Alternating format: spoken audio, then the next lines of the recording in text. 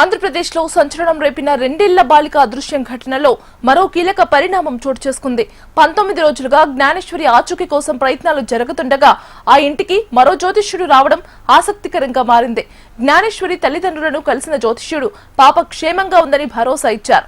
చిన్నారికి ఎలాంటి అపాయం జరగలేదని, పాప ప్రస్తుతం సుమారు 100 కిలోమీటర్ల దూరంలో తూర్పు దిశలో ఉందని ఆయన పేర్కొన్నారు. జ్ఞానేశ్వరిని గుర్తు తెలియని వ్యక్తులు తీసుకువెళ్లారని వెల్లడించారు. జూలై నుండి సెప్టెంబర్ లోపు పాప ఆచూకీ తెలిసే అవకాశం ఉందని జోష్యం చెప్పారు.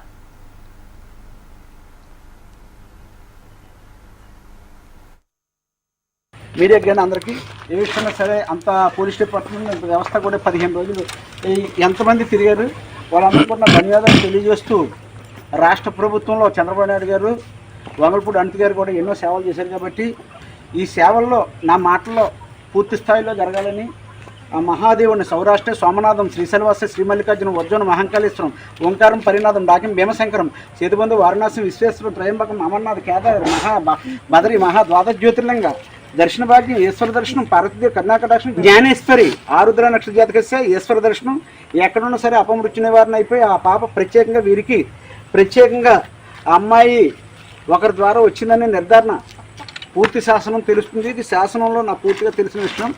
అందుకని అమ్మాయి పేరుని రుద్రకవచ పారాయణం చేస్తున్నాను. అస్యశ్రీ రుద్రకవచ మహామంత్రం దుర్గంత్ర ఎముక దేవత క్లీం మమ శాస్త్రం పద్మాకటం మకటం పంచవక్రం త్రినేత్రం సులహస్తం ఖడ్గాసం నాగాభాసం ఘట్టం నానంకర స్వరితం పార్థిసం నమాం దురు ఆరోగ్య లభితే ఆరోగ్యం పుత్రికా లభితే పుత్రిక త్రాహిమాం. ఆంధ్రప్రదేశ్లో సంచలనం రేపిన రెండేళ్ల బాలిక అదృశ్యం ఘటనలో మరో కీలక పరిణామం చోటు చేసుకుంది. 19 రోజులుగా జ్ఞానేశ్వరి ఆచూకీ కోసం ప్రయత్నాలు జరుగుతుండగా ఆ ఇంటికి మరో జ్యోతిష్యుడు రావడం ఆసక్తికరంగా మారింది. జ్ఞానేశ్వరి తల్లిదండ్రులను కలిసిన జ్యోతిష్యుడు పాప క్షేమంగా ఉందని భరోసా ఇచ్చారు. చిన్నారికి ఎలాంటి అపాయం జరగలేదని, పాప ప్రస్తుతం సుమారు 100 కిలోమీటర్ల దూరంలో తూర్పు దిశలో ఉందని ఆయన పేర్కొన్నారు.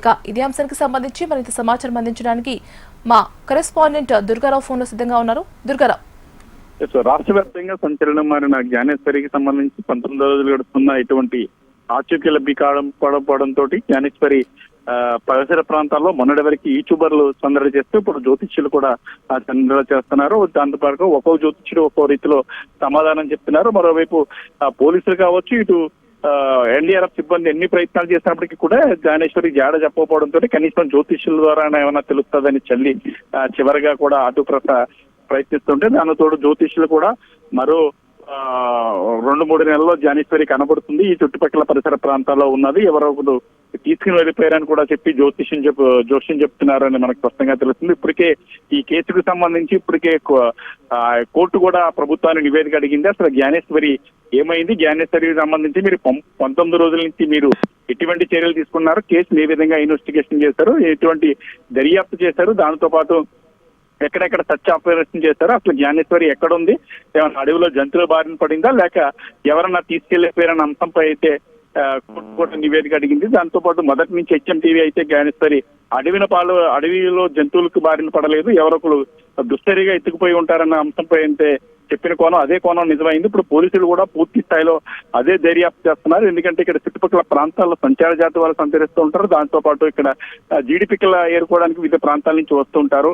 వాళ్ళు ఏమైనా అపహరించారన్న అంశంపై అయితే పోలీసులు దర్యాప్తు చేస్తున్నారు. మరోవైపు వీళ్ళెవరు మొబైల్ ఫోన్ వాడరు కాబట్టి సంచార జాతుల వాళ్ళు రోడ్డు మీద తిరిగి సంచార జాతుల వాళ్ళతో పాటు ఈ జీడిపెక్కలు వేరుకునే వాళ్ళు కావడంతో కొద్దిగా దర్యాప్తు ఆలస్యం అవుతుంది. ఇప్పటికే ఆ పరిసర ప్రాంతాల్లో తెల్ల డ్రైవర్ డంప్ సంబంధించి 172 నెంబర్లు ట్రేస్ అవుట్ చేశారు.